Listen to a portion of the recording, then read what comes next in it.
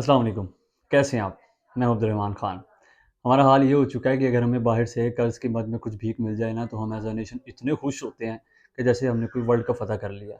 लेकिन अगर हम अपनी मईशत का मुवाज़ना साथ वाले ममालिक से, ख़ुसूसन अपने हमसाया मुल्क से कर लें ना, तो शायद हमें थोड़ी-सी शर्म भी आए और हम अपनी माज़ी की गलतियों से कुछ सबक भी सीख सकें। तो कुछ लोग जो फैक्ट्स को नहीं जानते, वो इन बातों को लेकर थोड़े-से ख़फ़ा हो जाती हैं। लेकिन इससे पहले कि आप खफ़ा हों, तो रुके ज़रा, सब्र करें। इंडिया दुनिया की 5th फास्टेस्ट ग्रोइंग इकोनॉमी है और हम शायद 45वीं हैं।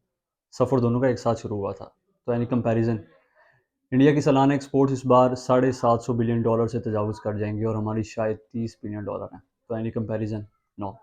इंडिया की आईटी एक्सपोर्ट्स इस साल $200 बिलियन डॉलर से तजावुज़ करके $250 बिलियन डॉलर हो जाएंगी और हमारी शायद मुश्किल से $3 बिलियन डॉलर या $4 बिलियन डॉलर हो जाए। इंडिया की आईआईटी यूनिवर्सिटी से निकलने वाले ग्रेजुएट्स दुनिया की बड़ी कंपनीज के सीईओज लगते हैं और हमारी किस यूनिवर्सिटी से निकलने वाले ग्रेजुएट्स इस कदर काबिल होते हैं कि वो किसी दुनिया की बड़ी कंपनी के सीईओ लग सकें। अभी पिछले दिनों अखबार में एक खबर छपी हुई थी कि इंडिया के एक बिजनेसमैन का जो कारोबारी लॉस है, बिजनेस में जो उसको लॉस हुआ है, वो $100 बिलियन डॉलर का है और हम $1 बिलियन डॉलर के लिए आईएमएफ के सामने अपनी नाक को रगड़ रहे हैं। आपको पता है कि हमारा हमसाया मुल्क इस लेवल पे या इस तरक्की पे कैसे पहुंचा है? क्योंकि उन्होंने सियासत और मईशत का हलवा नहीं बनाया, जो हमने बड़े शौक से बनाया भी है और उसको मज़े ले लेके खाया भी है।